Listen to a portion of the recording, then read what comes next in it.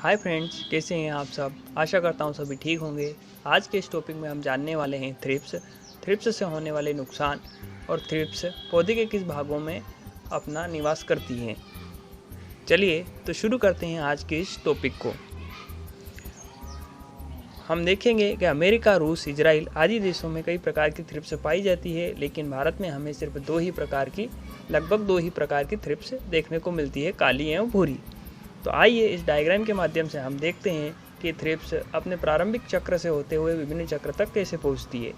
सबके पहले एक अडल्ट या वयस्क थ्रिप्स अपने जीवन काल में लगभग 50 से 300 अंडे देती है। लगभग हर रोज़ 5 से 10 अंडे यह देती है। ये अंडे लार्वा अवस्था में पहुंचते हैं 4 से 5 रोज में। 4 से 5 रोज के बाद यह फुल्ली ग्रोथ लार्वा अवस्था में पहुंच जाते हैं। फुल्ली ग्रोथ लार्वा अवस्था से परप्यूपा अवस्था में यह 4 से 5 रोज में पहुंचते हैं। यह पूरी लाइफ साइकिल 15 दिनों में पूरी होती है। अगर हम ठंडी की बात करें तो यह अवस्था 15 से 20 रोज में पूरी होती है। वहीं गर्मी या गर्म मौसम की बात करें तो यह अवस्था जल्दी पूरी हो जाती है, क्योंकि थ्रिप्स गर्म मौसम या गर्मी के दिनों में अधिक ग्रोथ करता है। हम देखते हैं कि बादल आने या बारिश जैसा मौसम होने या लगातार मौसम परिवर्तित होने के कारण हमें थ्रिप्स का प्रकोप देखने को ज़्यादा मिलता है। जब यह परप्यूपा अवस्था से प्यूपा अवस्था में पहुंचती है तो इसे लगभग 25 रोज का समय लगता है। परप्यूपा अवस्था से वापस यह 5 से 6 रोज में अडल्ट वयस्क थ्रिप्स के रूप में अपना निर्माण कर लेती है।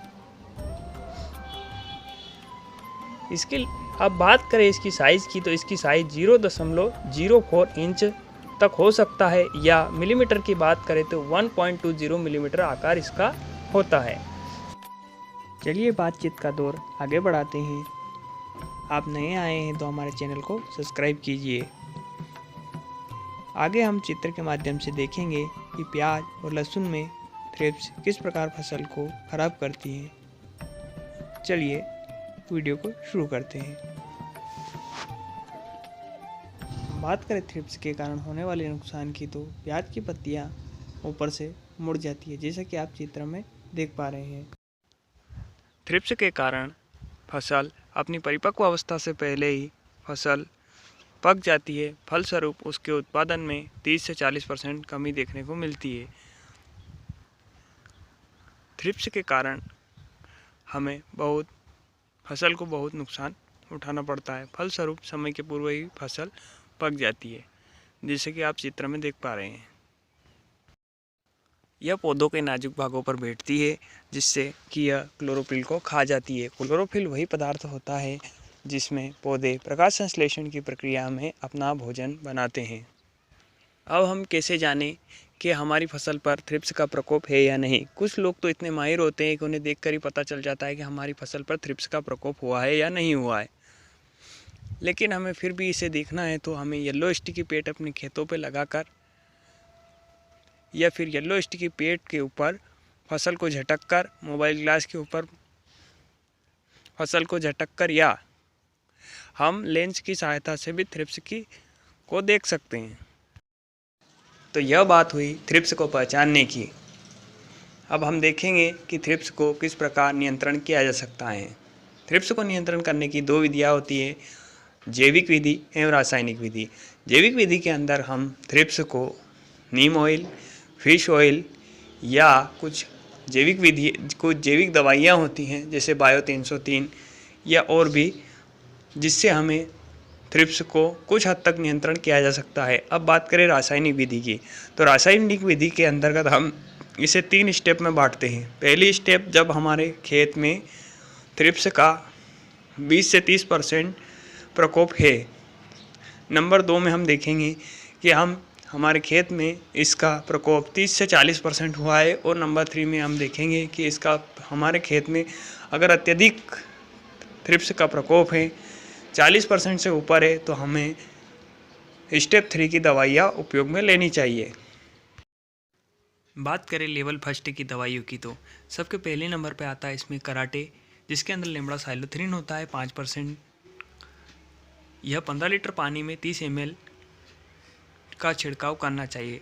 नंबर 2 पे आता है अपना कॉम्फिडोर, 15 लीटर पानी में 15 ml पंप के हिसाब से डालकर हमें स्प्रे करना होता है। नंबर 3 पर आता है डेसीस, जिसका रासायनिक फार्मूला है डेल्टामेथ्रिन 11%। इसे भी हमें 15 लीटर पानी में 8 ml के हिसाब से छिड़काव करना है। चौथे नंबर पर आती है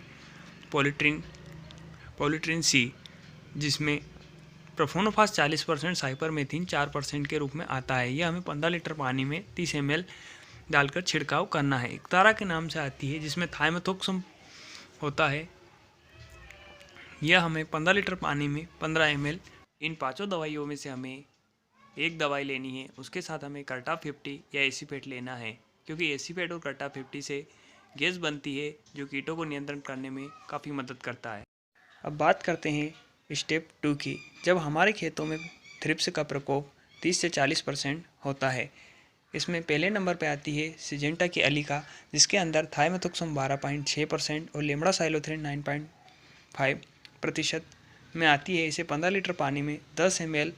तथा दूसरे नंबर पर आती है एडमायर के नाम से, जिसमें इमिडाक्लोरोपिड 70% WG के फॉर्म में आता है। वेटेबल ग्रेन्यूलेस, इसे 15 लीटर पानी में 5 ग्राम छिड़काव करना है। बात करें नंबर 3 की, तो इसे रिजेंट है, इसके अंदर फिफ्रोनिल 5% होता है। यह 15 लीटर पानी में 20 ml का छिड़काव करना है। इन सभी दवाइयों में से हमें एक दवाई को लेना है, उसके साथ में हमें या तो कर्टा 50 या एसीपेट का इस्तेमाल करना है।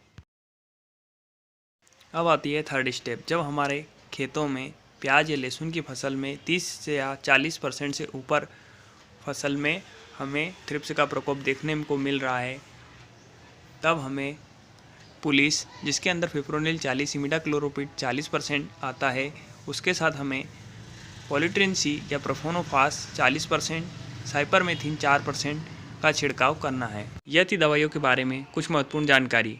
अब हमें कुछ सावधानियां रखनी है। पानी को साफ सुथरा रखें और मात्रा सही सुनिश्चित करें। अगर आप मजदूर से छिड़काव करा रहे हैं तो स्वयं वहाँ उपस्थित रहें। धूप में कभी भी छिड़काव न करें। खेतों में नमी बनाकर ही छिड़काव करें।